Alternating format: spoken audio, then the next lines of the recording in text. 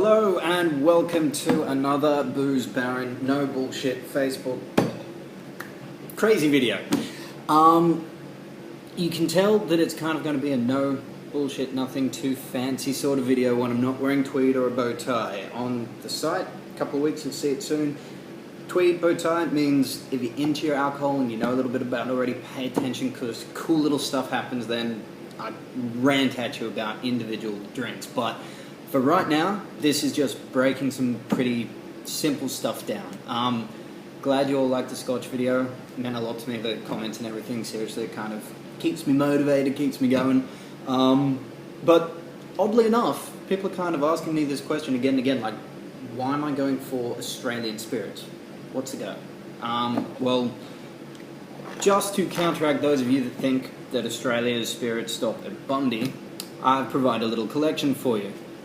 I also have a whiteboard to tally it all off and, you know, draw some cartoons because I've had a lot of caffeine today.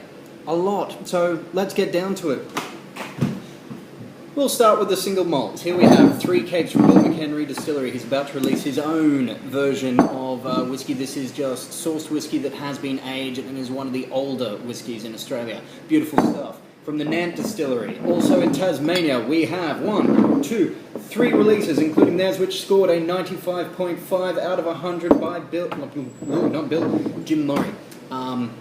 Biggest whiskey guru in the world. 95.5 puts that particular whiskey right there in the top 2% or less of whiskies in the world at the moment.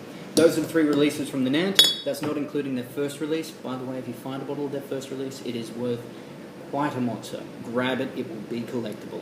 Okay, on 2 from Tasmania again, Sullivan's Cove. Here is 1, my favourite, the double barrel release, also 95.5. They do 2 other releases, but we only have the 1 barrel right there. We have Lark, basic single barrel standard release. The Lark Distillery is, of course, Bill Lark stuff, and he is the godfather of Australian whiskey. His stuff is amazing. 1 second, that's the phone.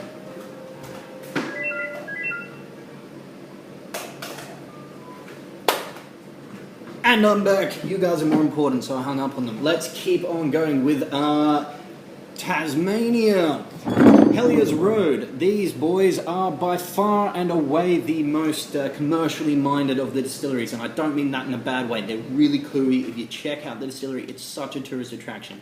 Really cool, really well put together, really well thought out. And by the way, that is their 10-year-old. That is a Pinot Noir cask. That is their peated. This is their original. They also do a slightly peated. So that's a whole bunch of releases right there, and that's just a single malt. By the way, they also do a whiskey cream, a vodka, a gin. And I think they've got some infused flavoured vodkas as well. Brilliant.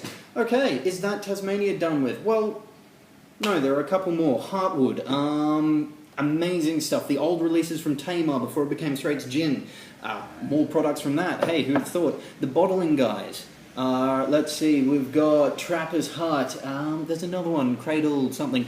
Anyway, I'm finding more and more and more. This is just, hello, Tasmania. And this is some of it. It's not even all of it. Overeen, my favourite guys. Casey. Casey from Old Hobart Distillery is an absolute gem. That guy pretty much started Bill on his path. He has been making amazing whiskies, and I cannot wait to get them in here. I'm ordering them as we speak.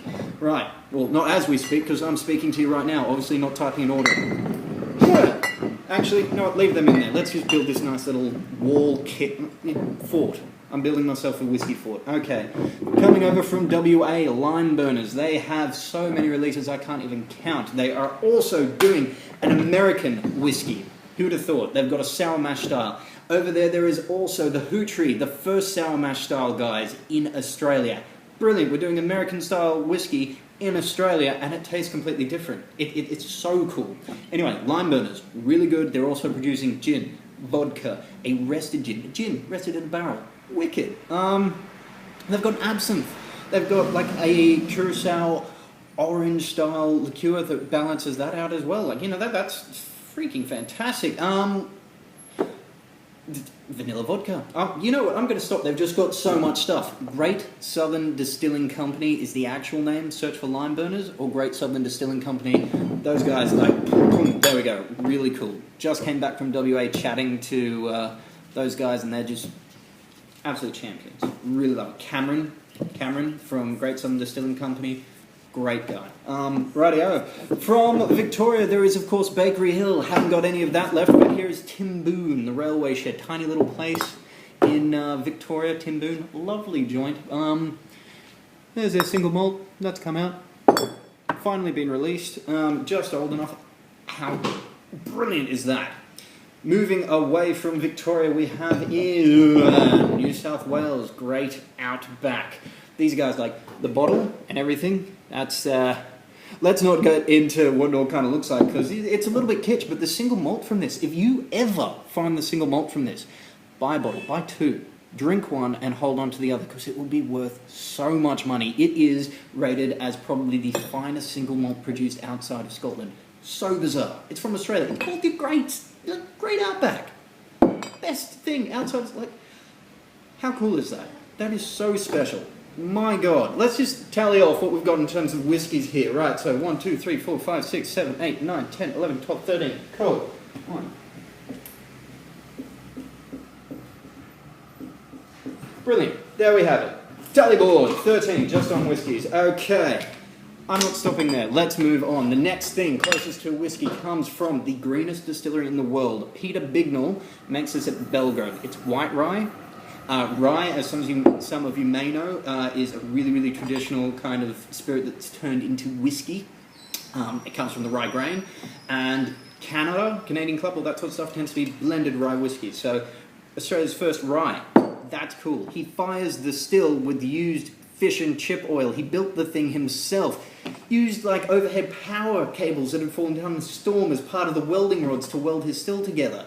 So brilliant. Everything. Totally carbon neutral. Grows the rye himself. Genius. Anyway, you will hear me rant about this guy so much. I love his stuff. Let's keep going. Okay, also from Tassie, we have from Bill McHenry, an amazing dry gin, a brilliant pure vodka, and that vodka is actually probably one of the best craft vodkas in the world at the moment. And also, he does a really good slow gin. A couple of other little things, like I believe a rum's coming out soon as well. Isn't that cool? Still producing. Okay, let's keep going. Tassie, what have we got? Wilmot. Wilmot Hill Distillery is possibly the most bizarre little place you can imagine. And John and Ruth that run it are incredible people. I absolutely love them. I can't wait to add their bottles to my little Fort kick-ass I've got going on here. They have the best, most traditional Calvados-style apple brandy produced outside of France. And believe me, this is the real deal. It is not some dry, farmyardy crap. It is amazing apple brandy. They have an incredibly traditional absinthe named Claire de Lune. How pretty. I've got to keep reaching over this, getting difficult. They've got their own gin. You know who else has gin down there? So many people. Everyone seems to be producing a gin. It's not a bad thing. It's fantastic. Lark have, let's see, we've got a gin, a bush liqueur, a rum, and I think there's a couple of other little releases of the single malt and some more things on top of that. Like, how many products are we getting up to here?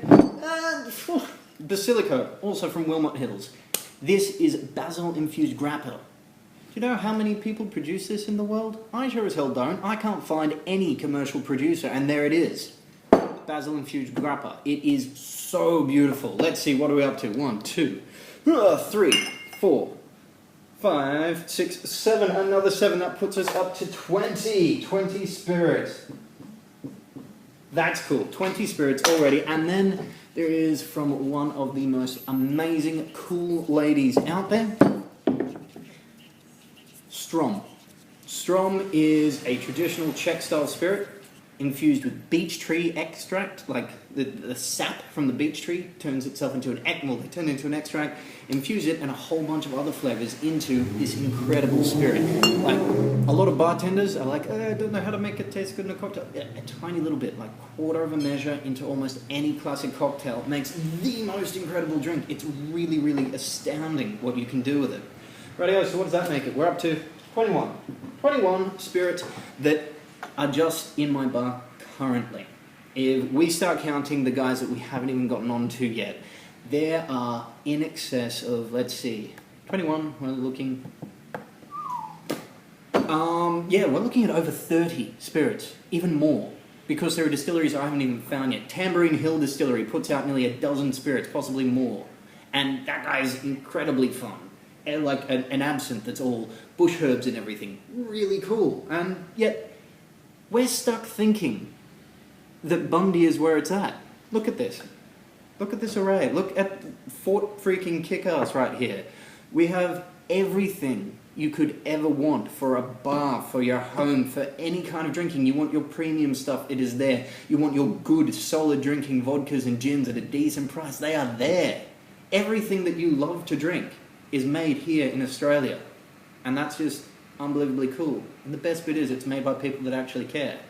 You can meet them, you can shake their hand, and you can ask them, why did you make it? And you know what? Most of them turn around and say, well, I thought it was a good idea, then I realised I actually really love it. And that to me, that's something that money cannot buy. So, there you have it. 21 on the tally, huh? Yeah, let's go. Bad handwriting, 2, 1.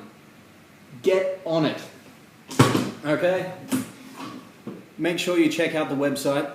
And, yeah, should be launching in a couple of weeks, and I will talk to you all soon. Bye.